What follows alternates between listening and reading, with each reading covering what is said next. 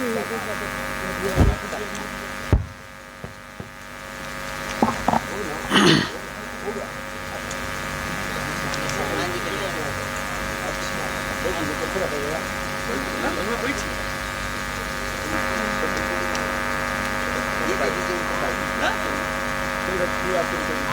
रोमा बैठी ना ना ना ना ना ना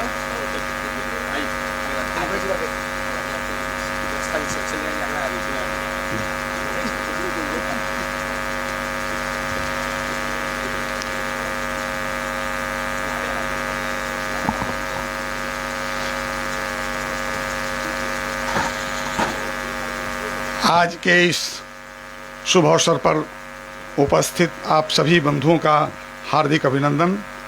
हम सबका सौभाग्य है कि आज इस पवित्र कार्य में अपने मंच पर और इस क्षेत्र के जाने माने त्रिदंडी स्वामी जी के परम प्रिय लक्ष्मी प्रपन्न जी और स्वामी जी के नाम से चर्चित परिचित हम सबके प्रिय स्वामी जी यहाँ मंच पर विराजमान हैं। मंच की बाईं ओर हम सबके सुपरिचित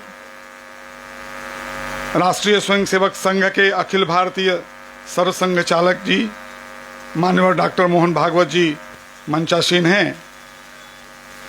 सबके दाहिनी ओर इस विभाग के पटना विभाग के माननीय विभाग संघ चालक आदरणीय छोटे बाबू आप यहाँ उपस्थित हैं। मैं आदरणीय छोटे बाबू से विनम्र निवेदन करूंगा कि पूज्य स्वामी जी एवं माननीय सरसंघ चालक जी का और स्वागत करें।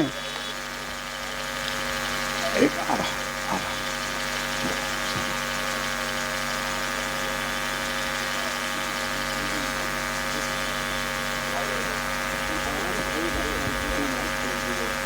माननीय छोटे बाबू स्वामी जी का तुलसी पौधा के साथ पर्यावरण की सुरक्षा सब ध्यान रखते हुए और स्वामी जी का स्वागत कर रहे हैं।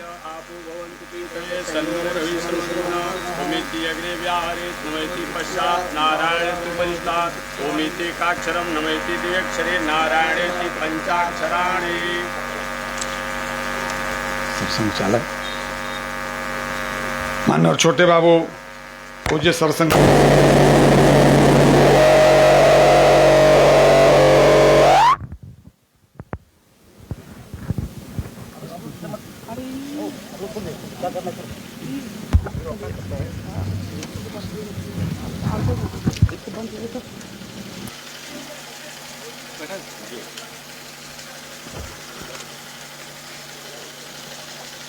बंधुओं, आज संघ के बारे में, संघ के कार्यकर्ताओं के बारे में सब सुपरिचित हैं। देश में जहां भी जैसी आवश्यकता पड़ी तात्कालिक परिस्थितियों में भी संपूर्ण समाज को अपना मानकर सेवा करना, अस्थायी तरीके से भी देश भर में अनेक सेवा कार्य पिछले 95 वर्षों में विकसित हुए हैं। लगभग 1,60,000 के आसपास छोटे बड़े सेवा कार्य देश भर में चल रहे हैं। अनेक राज्यों में भी कार्य हैं। दिखने वाले सेवा तो सब कुछ सेवा में आता है, परंतु स्वास्थ्य सेवा का सबसे बड़ा आवश्यक और अनिवार्य उपक्रम है। अनेक राज्यों में सेवा के बड़े बड़े कार्य हुए हैं। अपना बिहार, अपनी परिस्थिति, अपने पास भी सेवा के कार्य हैं, परंतु इस प्रकार का जिस कार्य के पवित्र कार्य के लिए आप सब यहाँ उपस्थित हैं, इस प्रकार का कार्य अपने राज्य में अभी तक तो नहीं है। छोटे छोटे सेवा कार्य हैं। बाढ़ में, सुखाड़ में, ऐसी आपदा में, अभी कोरोना में लाखों कार्यकर्ताओं ने घर घर जाकर जहां जो आवश्यकता हुई वो सेवा किया। लेकिन स्वास्थ्य के क्षेत्र में अनेक राज्य जहां हमसे आगे हैं, अच्छा काम किया है। बॉम्बे का कैंसर अस्पताल, देश के सभी कोने कोने से सब प्रकार के लोग चिट्ठियां लिखते हैं। आप सबने भी कहीं ना कहीं किसी को अग्रसारित किया होगा, अनुमोदित किया होगा, सीधे पत्र दिया होगा। लखनऊ के अंदर भाऊराव न्यास के नाम से वहाँ भी सेवा कार्य एम्स के पास चलता है। देश भर के रोगी, विशेषकर बिहार के रोगी, पूर्वांचल के रोगी वहाँ जाते हैं, उनकी भी सहायता होती है, उनके भी आवास की व्यवस्था और उनके कुशल क्षेम की व्यवस्था होती है। दिल्ली में भी अपना प्रत्यक्ष नहीं, लेकिन पावर ग्रिड कॉरपोरेशन के द्वारा बनाया हुआ और 500 बिस्तर का एक बड़ा सेवागृह और दिल्ली के अंदर भी एम्स से सटे है। आप सब ने, आपके परिजन और मिले जुले लोगों ने कभी न कभी लाभ उठाया ही होगा। पटना में भी आईजीएमएस के पास पावर ग्रिड कॉरपोरेशन ने 350 बिस्तरों का एक विश्राम सदन और भाऊराव न्यास को दिया है, उनके माध्यम से हम संचालित करते हैं। ऐसे अनेक कार्य हैं। मैंने कहा कि लगभग 1,60,000 सेवा कार्य दिखने वाले देश में हैं, बिहार में भी है, परंतु इस प्रकार का दिखने वाला सेवा कार्य अपने पास नहीं था। अपने कार्यकर्ताओं के मन में इस बात थी, जब हम जाते हैं चेन्नई आंख दिखाने, जब जाते हैं कैंसर की दवा कराने बॉम्बे, जब जाते हैं पेट से संबंधित कोई दवा कराने लखनऊ, दिल्ली, चंडीगढ़, तो अपने कार्यकर्ता भी आकर बोलते हैं कि अपने बिहार में ऐसा कुछ होना चाहिए। पूर्वांचल के लोग बड़ी मात्रा में सैकड़ों वर्षों से पटना आते हैं, विशेषकर हड्डी के संबंध में पूरा पूर्वांचल और पटना में आता है। बिहार के कोने कोने से लोग आते हैं। सब कार्यकर्ताओं के मन की आकांक्षा, ईश्वर की कृपा और सब मिलजुल कर हम सब ने प्रयास किया, तो आज यह कार्यक्रम, यह हम लोगों का संकल्प मूर्त रूप ले रहा है। हम सबके लिए सौभाग्य है, हम सबके परम पूज्य और सरसंघ चालक जी आज इस अवसर पर उपस्थित हैं। सबके प्रिय, सबके जाने माने पूज्य स्वामी जी यहाँ मंचासीन हैं। ऐसी परिस्थिति में और इस प्रकार का वातावरण बना है, सौभाग्य है कि आज बिहार सरकार के हमारे विधानसभा के अध्यक्ष दिख रहे हैं, विधान परिषद के कार्यकारी अध्यक्ष भी दिख रहे हैं, अनेक ऐसे प्रमुख मंत्री, विधायक, सामान्य श्रेष्ठ जन यहाँ उपस्थित हैं। सबके आंखों के सामने बिहार के संघ के सब कार्यकर्ता मिलकर एक देश के अन्य भागों की तरह बिहार में भी एक बड़ा इस प्रकार का प्रकल्प किया जाए। सब कार्यकर्ताओं की आकांक्षाओं को ध्यान में रखते हुए यहाँ भूमि पिछले साल ली गई और उसका अब बाउंड्री भी हुआ है, अब उसको आगे बढ़ाना है। इस काम का आज भूमि पूजन अभी और स्वामी जी और सरसंघ चालक जी के संयुक्त सानिध्य में पूरा हुआ है। हम सबके लिए खुशी की बात है, सबको मिलकर एक अच्छा प्रकल्प यह बने और हम बिहार के साथ साथ बिहार के आसपास के लोगों को जिस प्रकार हम जाते हैं बाहर, वो देते हैं। सेवा तो हमारा धर्म ही है। शाखा में आने वाले से लेकर संघ से जुड़ने वाला प्रत्येक कार्यकर्ता जैसे विकसित होता है तो उसके मन में राष्ट्र की सेवा आती ही है। और राष्ट्र की सेवा में तो तमामों प्रकार की सेवा हैं, लेकिन चिकित्सा की सेवा, स्वास्थ्य की सेवा, इस प्रकार की सेवा सबसे उत्तम सेवा है। चूंकि एक मरीज को, एक बीमार व्यक्ति को और उसके साथ रहने वाले सहायक को जो सुविधा आवश्यक चाहिए वो तड़पते रहता है, मिलता नहीं है। ऐसी परिस्थिति में इस प्रकार का हमने और प्रकल्प बनाने का डॉक्टर हेडगेवार स्मारक समिति के नाम से ये भूमि लिया है। इसको विकसित करने का अपना प्रयास है और सब लोगों के संयुक्त प्रयास से इसको हम अच्छे तरह से हम सब मिलकर विकसित करेंगे। इस अवसर पर और पूज्य स्वामी जी से और विनम्र प्रार्थना करेंगे कि हम सब कार्यकर्ताओं का और इस प्रकार से और आपका आशीष मिले, आपका आशीर्वाद मिले, जिसकी ऊर्जा से हम इस प्रकल्प को यथाशीघ्र और सबके मन के लायक बनाने में समर्थ हों। और यही इसी को ये करते हुए पूज्य स्वामी जी से मैं प्रार्थना करता हूँ कि आपका आशीर्वचन हम सबको मिले। पूज्य स्वामी जी।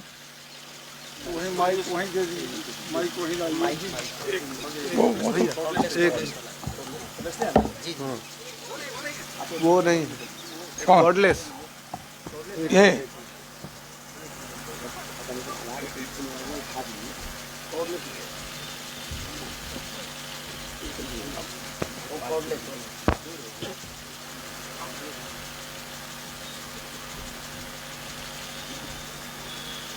Hello check.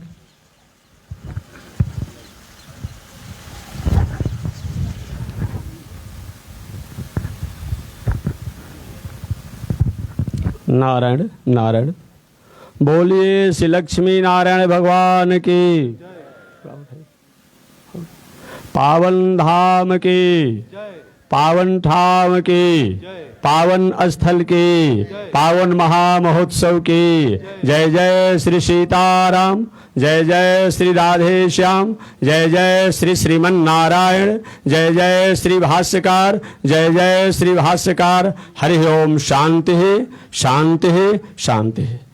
श्रीमन नारायण नारायण नारायण, श्रीमन नारायण नारायण नारायण, लक्ष्मी नारायण नारायण नारायण, लक्ष्मी नारायण नारायण नारायण।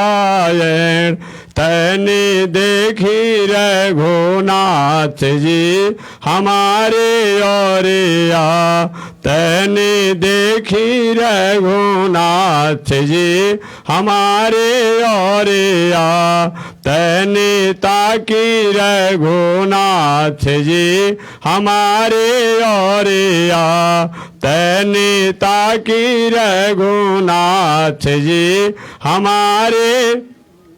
बगसर में आके रवा तड़का के मरनी, बगसर में आके रवा तड़का के मरनी, गौतम नारी अहिल्या के तरनी, गौतम नारी अहिल्या के तरनी।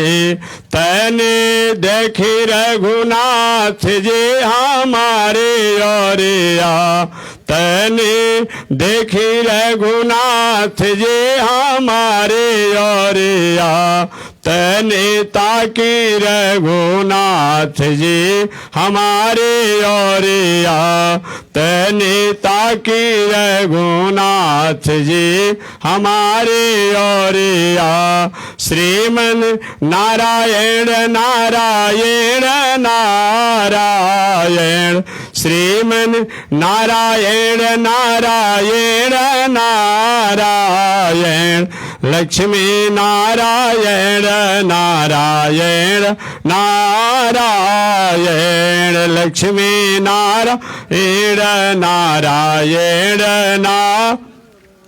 बोलिए श्री लक्ष्मी नारायण भगवान की, पावन धाम की, पावन ठाम की। जय जय श्री सीताराम, जय जय श्री राधे श्याम, जय जय श्री श्रीमन नारायण, जय जय श्री भाष्यकार, जय जय श्री भाष्यकार। हरि ओम। शांति शांति शांति। अनंताचार्य कृपया वेदांत द्वयपारगम रामकृष्णांग्रि सद्भक्तम विश्वक्सेन मुनिं भजे। कासायं यज्ञसूत्रं शुचिवपुषि तथा चोर्धपुण्ड्रं च भाले, यस्यास्ते दक्षहस्ते कलिकुमति गिरीन्द्रेन्द्र वज्रं त्रिदण्डं। संसाराग्नि प्रशान्त्यै मृतजलममलं दारुपात्रं पवित्रं।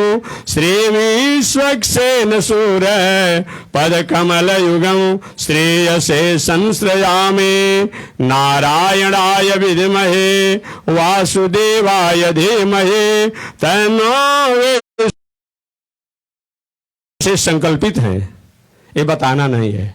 डॉक्टर हेडगेवार स्मारक, इनके बारे में आपने शायद जाना भी होगा।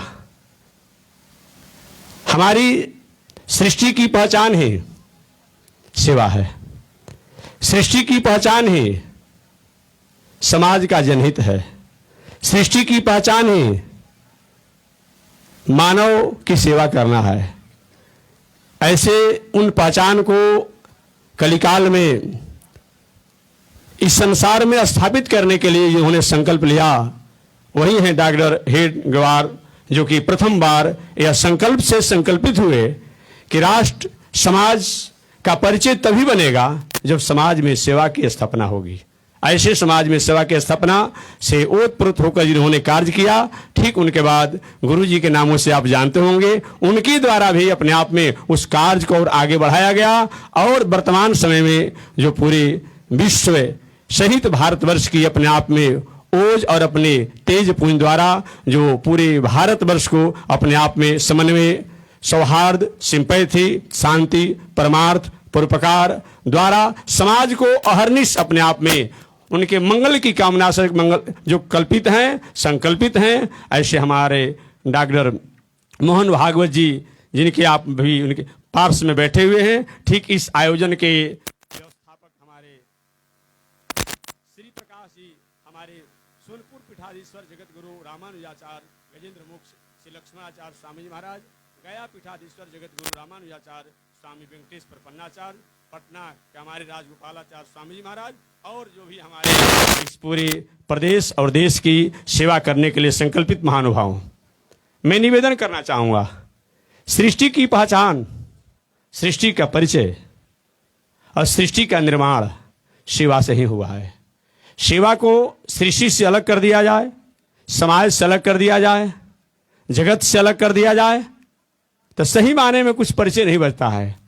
ऐसे सेवा की संकल्प से संकल्पित अपने आप में जो पार्श्व में आपके एम्स जो बना हुआ है, हुआ कि कोई अतिथि ऐसा आ गए अभ्यागत हो जो कि कहीं कहीं ठहरने की व्यवस्था उसको संकुचित हो रहा हो, उसके पास क्षमता नहीं हो, ऐसे लोगों को भी यहाँ सेवा दे करके और इस राष्ट्र की गरिमा को, संस्कृति को जो उज्जवल करने का संकल्प किया गया है। आज आरएसएस जिसको कहते हैं स्वयंसेवक, अपने आप केवल नाम ही है, लेकिन पूरी दुनिया का अगर सेवा का संकल्प किसी के पास है तो यही कर पाएगा और दूसरे किसी की क्षमता नहीं है।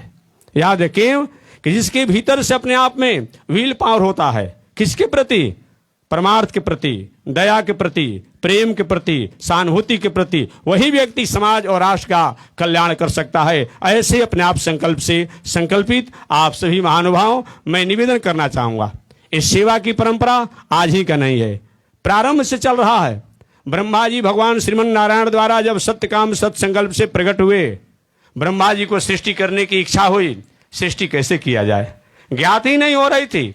अंत में उन्होंने भगवान को चिंतन किया, ध्यान किया, उनको ज्ञान हुआ कि ब्रह्मा जब तक सेवा की भावना आप में नहीं आएगी, जब तक परोपकार की भावना आप में नहीं आएगी, जब तक आप में परमार्थ की भावना नहीं आएगी, तब तक आप उज्जवल जीवन और जगत के उज्जवल नहीं बना सकते हैं। पुनः ब्रह्मा जी ने आगे चल करके सृष्टि का विस्तार किया।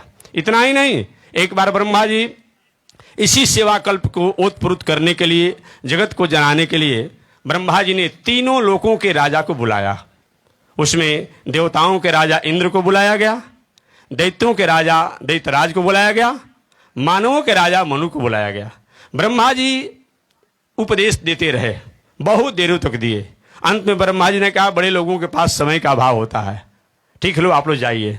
सभी लोग जब जाने लगे, देवताओं के राजा इंद्र भी जाने लगे, दैत्यों के राजा दैत्यराज भी जाने लगे, मानवों के राजा मनु जी जाने लगे। ब्रह्मा जी ने तीनों को बुलाया। मैं 1 घंटा उपदेश दिया, आप लोगों ने मेरे उपदेश का क्या सारांश समझा? देवताओं के राजा इंद्र ने कहा, पितामह मैंने यही समझा है आपके उपदेश का सारांश कि मानव जीवन में जहां सेवा है वही सत्य है, जहां सेवा है वही धर्म है, जहां सेवा है वही स्वर्ग है, जहां सेवा है वही मोक्ष है, जहां सेवा है वही शांति है, जहां सेवा है वही आनंद है। ब्रह्मा जी ने कहा, ठीक है बेटा, ऐसी अगर तुम्हारी भावना रहेगी तो तुम्हारा राज पद प्रतिष्ठा को कोई ले नहीं सकता है। और जब जब भी तुम्हारे में इस भावना का, इस कार्य का अभाव होगा, उसमें तुम्हारे राज को लेने से कोई अपने आप में तुम्हारे हाथों से जाने से कोई रोक भी नहीं सकता है। ये केवल उपदेश नहीं है, हम मानव मात्र का यह संकल्प होता है कि मानवीय सृष्टि में अपने आप में सेवा से बढ़कर के दुनिया में श्रेष्ठ कोई उत्तम न कोई आयाम है, आत्म कल्याण का, न मोक्ष का, न शांति का, न सुख का। इसलिए आत्म कल्याण भी चाहते हो, चाहे मोक्ष चाहते हो, स्वर्ग चाहते हो, इस संसार में एज यू लाइक इट, जो आपकी पसंद हो। अर्थ की कामना करते हो, धर्म की कामना करते हो, मोक्ष की कामना करते हो, इन तीनों को कोई देने वाला है, वह सेवा ही है। ब्रह्मा जी के आदेश ले इंद्र चले गए। पुनः दैत्यराज की बारी आई। दैत्यराज से ब्रह्मा जी ने पूछा, बेटा तुमने क्या समझा?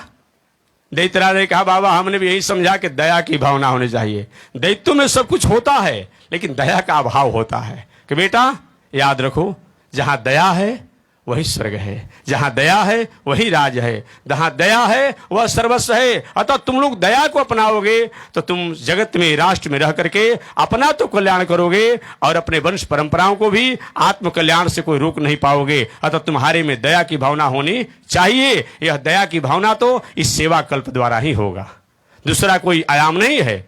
आगे मनु महाराज की बारी आई। मनु जी से ब्रह्मा जी ने पूछा, बेटा तुमने क्या मेरे उपदेश का सारांश समझा? मनु जी ने कहा, पितामह हमने यही समझा कि मानव जीवन में दान की भावना होना चाहिए। दान की भावना, सब चाहता है कि सेवा कल्प होना चाहिए, कोई दान नहीं करेगा तब, इसलिए दान की भावना होना चाहिए। जहां दान है वहां अभ्युदय है, जहां दान है वहां शांति है, जहां दान है वहां जय है, जहां दान है वही सर्वस्व है। ऐसा विचार करते हुए इस सेवा कल्प में जो हम और आप संकल्पित हैं, अतः हर प्रकार से हम सब लोगों का एक नैतिक अधिकार बनता है, हमारी संस्कृति बनती है, हमारा स्वरूप बनता है, हमारा संस्कार बनता है कि हर तरीका से अपने आप में इस सेवा कल्प में लगे ताकि समाज का, राष्ट्र का, विश्व का, देश का सम्यक प्रकार से उज्जवल भविष्य और उज्जवलता की तरफ पहुंचे। इस तरह से हम और आपको इस सेवा कल्प के लिए मंगल कामना मेरा, मंगल संदेश और भगवान श्रीमन नारायण से और भाष्यकार भगवान श्री रामानुजाचार्य स्वामी जी महाराज से, विश्ववन जगदाचार्य श्री त्रिदंडी स्वामी जी महाराज से मैं प्रार्थना करूंगा, प्रभु इस संकल्प को आप जल्द से जल्द पूरा करें। जय श्रीमन नारायण, जय श्रीमन नारायण।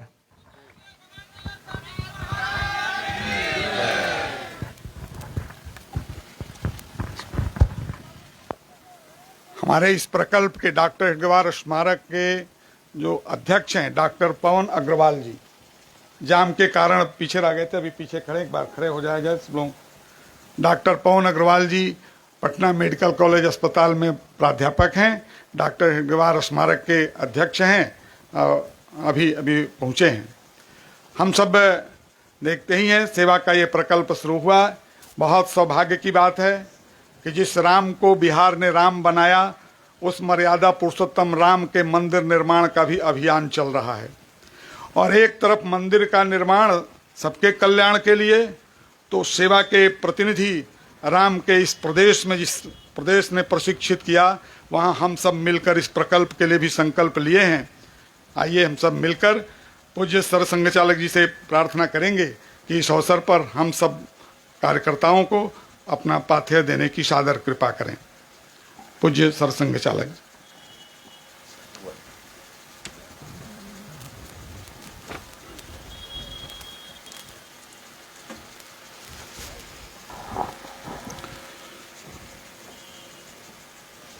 परम श्रद्धेय जीयर स्वामी जी महाराज तथा अन्य सभी पूज्य संत चरण, उपस्थित नागरिक सज्जन, माता भगिनी, पाथेय तो स्वयंसेवकों को मिला ही है। मानवता को, पूरी मानवता को अपना कुटुंब मानने वाला जो अपना समाज है, उस समाज को अपनेपन से देखना, अपनेपन से उसके साथ रहना, सेवा उसी के कारण होती है। सेवा अगर किसी लाभ के कारण, लाभ की आशा से हुई तो सेवा नहीं रहती। फिर जब तक लाभ मिलता है तब तक सेवा चलती है, बाद में सेवा का प्रयोजन समाप्त होने से सेवा बंद हो जाती है। सेवा अहंकार के कारण, दिखाने के लिए या किसी से स्पर्धा करने के लिए भी नहीं होती, वो अहंकार जन्य है। मैं भी कर सकता हूं, मैं सबसे अच्छा हूं, ये दिखाने वाली सेवा असली सेवा है नहीं। अगर स्पर्धा करने वाला कोई नहीं तो वो सेवा बंद हो जाती है। और अहंकार दिखाने के अनेक रास्ते, केवल सेवा नहीं है। अपनेपन की, आत्मीयता की शुद्ध प्रेरणा से जो होती है, जो अपना है, वो दुख में न रहे। ये जो संवेदना है वो सेवा की प्रेरणा होती है। राजा रंतिदेव ने कहा, न त्वहम कामये राज्यम न स्वर्गम न अपुनर्भवम। मुझे स्वर्ग नहीं चाहिए, मोक्ष नहीं चाहिए, राज्य नहीं चाहिए। कामये दुख तप्तानाम प्राणिनाम आर्तिनाशनम। दुख से तप्त प्राणियों के, दुख से त्रस्त प्राणियों के उस दुख के कारण बने आरती को दूर करना, यही मुझे चाहिए। तो सेवा का कारण नहीं होता। सेवा एकदम जैसा महाराज जी ने बताया, सेवा ये सृष्टि के प्रारंभ से सहज स्वाभाविक बात है, सृष्टि का कारण ही है। अपने भारत की परंपरा है, जड़ चेतन में उस अपनेपन को देखना। ये मेरा ये तुम्हारा ऐसा भेद करने वाला छोटे बुद्धि का आदमी माना जाता है ना। अयो निज परो इति गणनाम लघु चेतसाम उदार चरिता नाम तो वसुधैव कुटुंबकम। तो उस वसुधैव कुटुंबकम संस्कृति के संस्कार समाज में पक्के हो, ऐसा काम जिन्होंने शुरू किया है उनका तो ये बिना बोले पाथेय है। उनका स्वयं का जीवन सेवा का आदर्श है। वो जब संघ के सरसंघ चालक थे, यानी संगठन के प्रमुख थे, उस समय संगठन बड़ा नहीं था, इसलिए इनको कोई जानता नहीं था। लेकिन संघ के स्वयंसेवक के मन में तो उनके एक शब्द पर अपने प्राण न्यौछावर कर दे, ऐसी भावना थी। लेकिन एक बार नागपुर में एक शिविर हुआ बाल स्वयंसेवकों का, मैट्रिक के अंदर वाले बालकों का। तो डॉक्टर साहब वहां जाते थे, रोज रहते थे।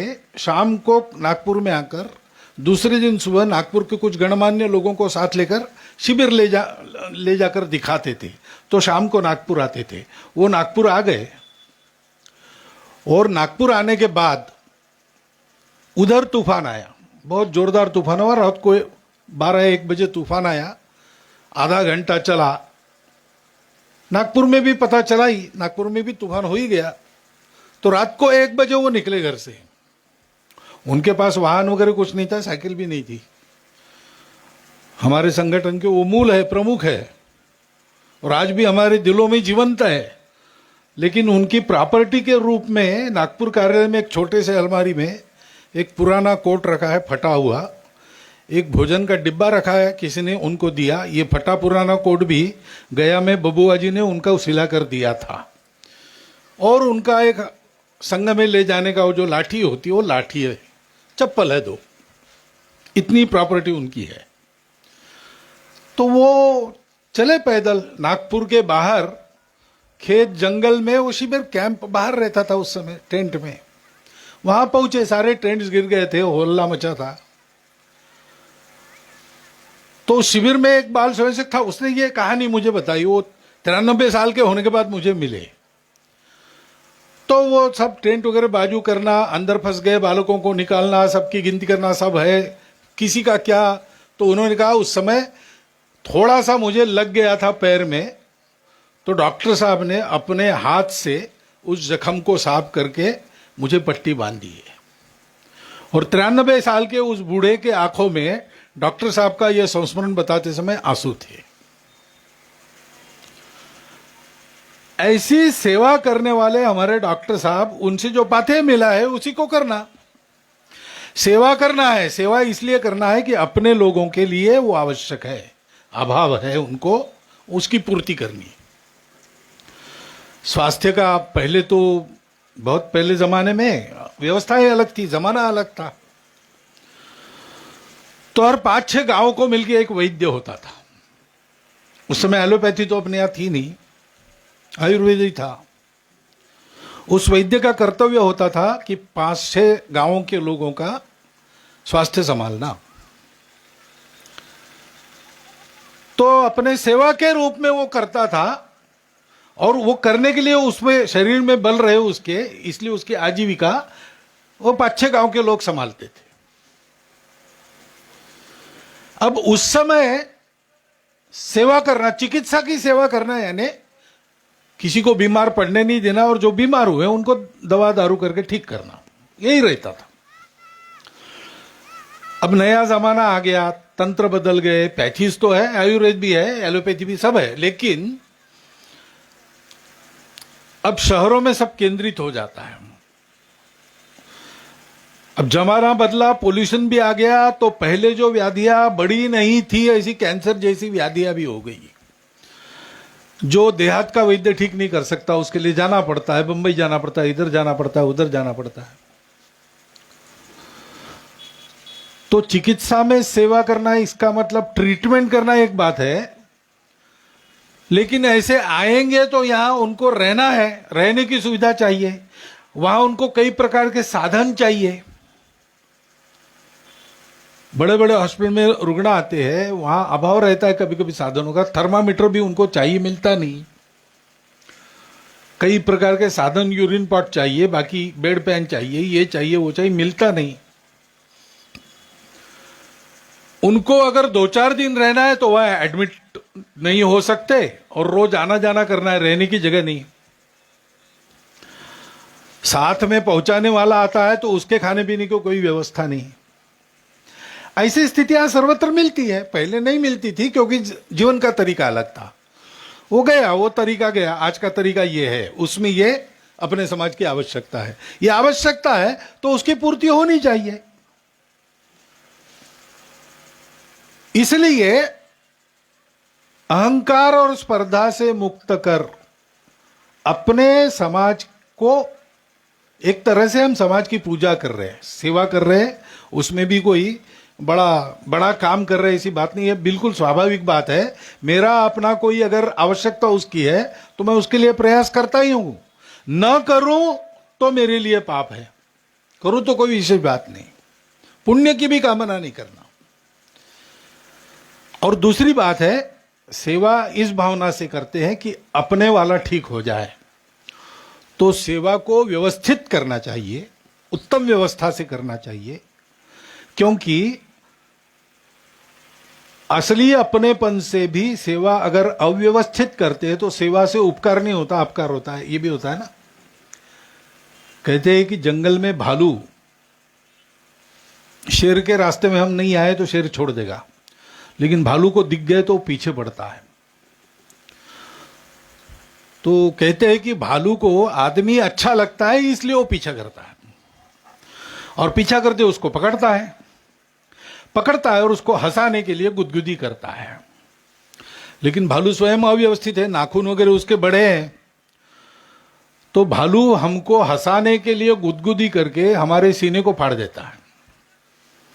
इसलिए कहा गया है कि अव्यवस्थित चित्तानाम प्रसादोपि भयंकरा, करने गए खुश और फाड़ दिया सीना, क्योंकि स्वयं अव्यवस्थित है। तो जो सेवा करनी है वो ऐसी करनी चाहिए कि उसका जो इच्छित उपयोग है, वो उपयोग जिसकी सेवा करते उसको होना चाहिए। और इसलिए उसको बिल्कुल व्यवस्था से ठीक ठाक करना है,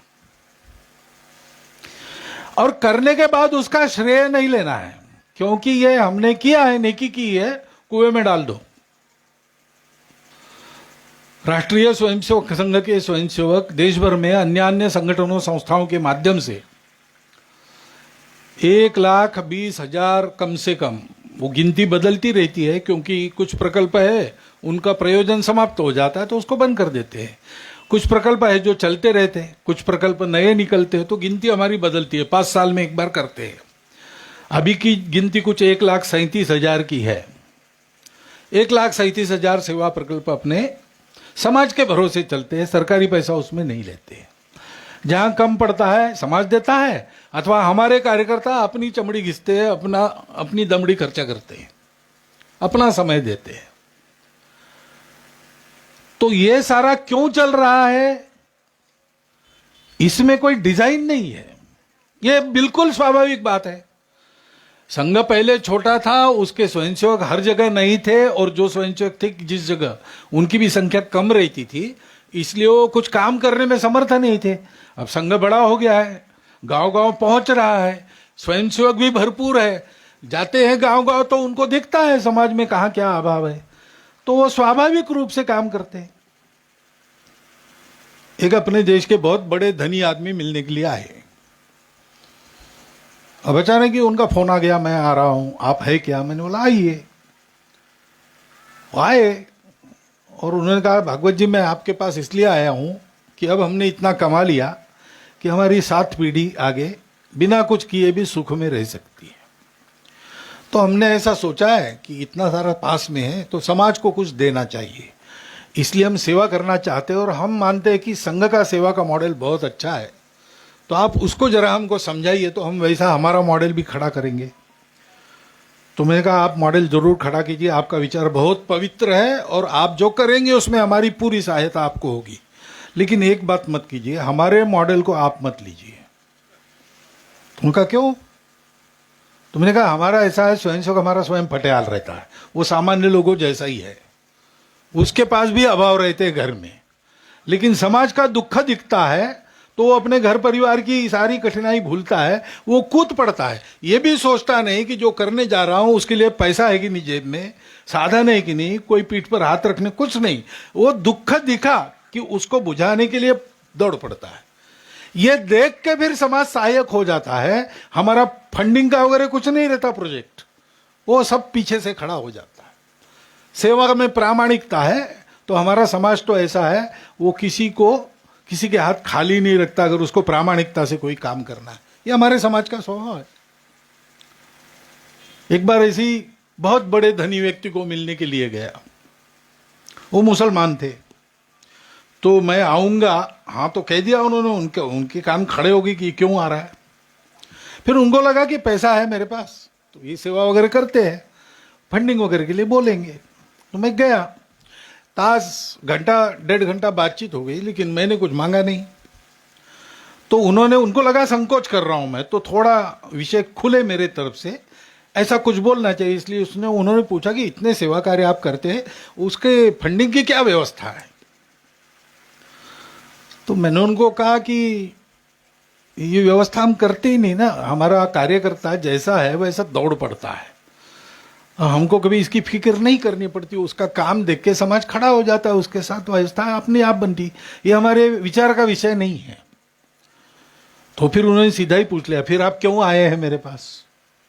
मैं मुसलमान हूं, मेरे पास और कुछ नहीं, पैसा है, देने की बुद्धि है। वो बहुत सज्जन, बहुत चारित्र्य संपन्न, बहुत सादे रहकर करोड़ों रुपए कमाते हैं और करोड़ों सेवा में लगाते हैं, ऐसे व्यक्ति है। तो मेरी प्रवृत्ति है, तो आप आए क्यों मेरे पास? तो मैंने बोला आप ऐसे है इसीलिए आपको मिलना चाहिए। और आप जैसे लोग अगर समाज में ये बोलते रहे कि धैर्य मत खोना, अच्छा होता है, सर्वत्र बुरा बुरा बुरा सुनते सुनते कभी कभी आदमी भयभीत हो जाता है, निराश हो जाता है। आप जैसे लोग कहने लगे कि अरे भाई इससे 40 गुना अधिक अच्छा ही है अपने समाज में, सब भला होगा, चिंता मत करो, तो उनका धैर्य रहेगा। समाज का धैर्य रहता है तो किसी भी संकट को हम पार करते हैं। ये बात है, उसके लिए वो सेवा चलनी चाहिए। और उस सेवा से होना क्या चाहिए? जिसकी सेवा करते हैं वो भी समर्थ होकर सेवा करने वाला होना चाहिए। अपनी सेवा सेवितों को लाचार बनाने के लिए नहीं है। हम तो उसको भगवान मान के, हमको सेवा का अवसर देके, कुछ हमारे पाप होंगे प्रारब्ध में, वो जल जाएंगे उसकी सेवा करने से लिए, इसलिए हम पर कृपा करने के लिए स्वयं नारायण अवतीर्ण हुए नर रूप में, ऐसा मानकर सेवा करते। तो हम सेवा करते हैं तो उस नर में जो नारायण है वो स्वयं प्रकट होना चाहिए। और सेवा करने वालों की संख्या देश में बढ़ती जानी चाहिए, यह परिणाम होना चाहिए। समाज जब खड़ा होता है तो फिर किसी भी विपत्ति का मुकाबला होता है। अभी कोरोना हो गया,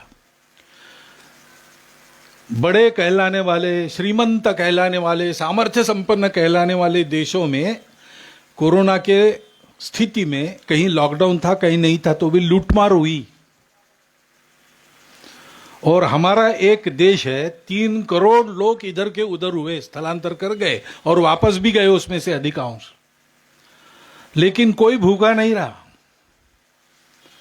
कोई भूख बली नहीं हुई। आने वाले लोग पैदल आ रहे थे, गर्मी के दिन थे, तो लोगों ने उनको जुराबे पहनाई, उनके पैर धुले, उनके विश्राम की व्यवस्था की। किसने किया? सरकार को जो करना था सरकार ने किया ही, वो भी अच्छा किया। परंतु समाज उत्स्फूर्त, किसी को कहना नहीं पड़ा। कितने ही लोग स्वयं पूर्ण, डरे नहीं। डॉक्टर लोगों ने कहा इस समय सेवा करना हमारा कर्तव्य है, हमको कोरोना होगा, हम मरेंगे तो उसकी चिंता हमको नहीं है। भारतवर्ष ने इस कोरोना के काल में सेवा का एक अत्यंत गौरवपूर्ण उदाहरण दुनिया के सामने प्रस्तुत किया है। वो हमारा आदर्श है। ऐसा समाज इस सेवा में से खड़ा हो कि जो अपने ऊपर आई हुई सब विपत्तियों को देख लेता है। अंग्रेजी में कहते हैं टेकिंग इनटू स्ट्राइड्स, ऐसे चलते चलते उनसे निपट लेता है और अपनी सेवा से सारी दुनिया को ऐसी बहादुर लोगों की सुख शांतिपूर्ण दुनिया बनाता है। उस प्रचंड सेवा कार्य का एक अंश इस सेवा कार्य के रूप में हमको यहां खड़ा करना है। इसको समझकर हम सब कार्यकर्ता लोग और उनके हितैषी आप सब समाज के लोग इस सेवा कार्य का विचार करें और उसमें कृति करें। इतनी एक विनंती आपके सामने रखता हूं और ऐसा विचार करके आपने इसको शुरू किया, इसलिए आपका अभिनंदन करता हूं। क्योंकि इस दक्षिण बिहार प्रांत में पहला सेवा कार्य जब हुआ, बिना बताए स्वयंसेवकों ने किया, तब मैं यहां था। यहां से मेरी बदली हो चुकी थी लेकिन मैं गया नहीं था और पटना के एयरपोर्ट पर विमान क्रैश हुआ, आप जानते हैं। तो बिना बताए हमारे आसपास के सब शाखाओं के स्वयंसेवक वहां लग गए सेवा में। ये वो जो उस समय किया था योजना बना के, जब अकाल था बिहार में, वो एक बात अलग है, उसको बहुत साल हो गए थे। इस सेवा कार्य में उस समय की जो जवान पीढ़ी थी वो सारी की सारी दौड़ पीढ़ी स्वयंसेवकों की। मैंने उनको कहा भी जाते समय एक बहुत अच्छा समाचार और पुरस्कार देके आप मुझे भेज रहे हो, इसलिए धन्यवाद, ऐसा मैंने कहा था। और इसलिए मुझे तो स्वाभाविक आनंद होता है कि बढ़ते कदम अब ऐसे आवश्यक है और जरा बड़े प्रमाण में जो प्रकल्प करने पड़ते उसके तरफ भी बढ़े हैं। ये बहुत अच्छी बात है। अपना संकल्प दृढ़ रखिए, ऐसे ही अपने कदमों को आगे बढ़ाइए, मिलकर व्यवस्थित अहंकार शून्य होकर समाज को समर्थ बनाने के लिए सेवा कीजिए। समाज तो आपके साथ है ही, हम सब संघ वाले हैं, संघ के स्वयंसेवक है, हमारे साथ होने का प्रश्न ही नहीं उठता है ही। बस इस उम्मीद को कायम रखना, इस संकल्प को कायम रखना और अपने प्रयासों की निरंतरता को कायम रखना, तो हमारा उद्देश्य मंगल है, सत्य संकल्प है, उसका दाता भगवान है। वो आप और हम सब पर कृपा करें, इस प्रार्थना के साथ मैं अपने 4 शब्द समाप्त करता हूं।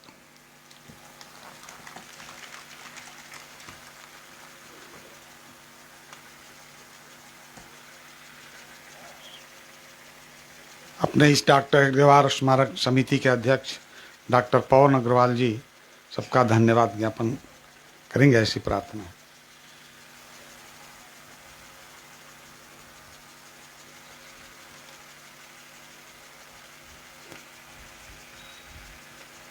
सभी आत्मीय बंधुओं,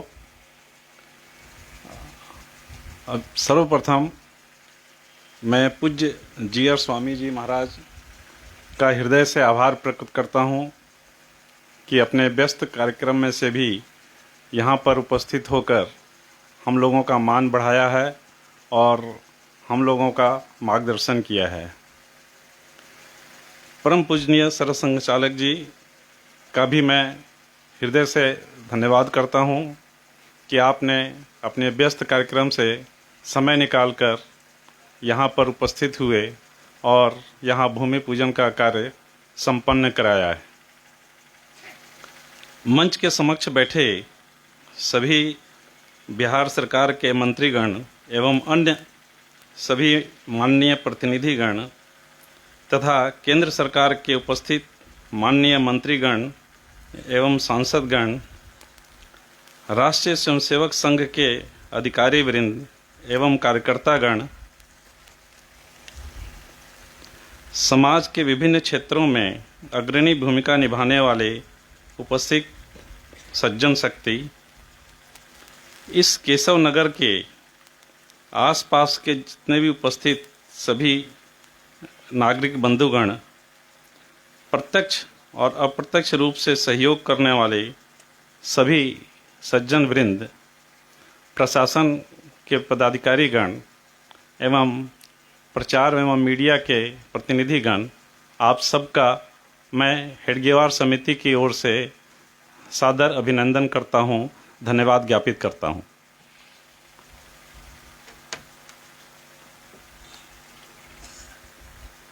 कार्यक्रम समाप्ति की घोषणा के बाद सभी बंधु यथास्थान रहेंगे। पूज्य सरसंघ चालक जी के जाने के बाद हम यहाँ से प्रस्थान करेंगे, सूचना होगी। सभी रीढ़ सीधा करके अपने स्थान पर बैठ जाएं शांति मंत्र के लिए। सर्वे भवन्तु सुखिनः, सन्तु निरामया, सर्वे भद्राणि पश्यन्तु, मा कश्चित् दुःख भाग् भवेत्। ओम शांति शांति शांति। कार्यक्रम समाप्त।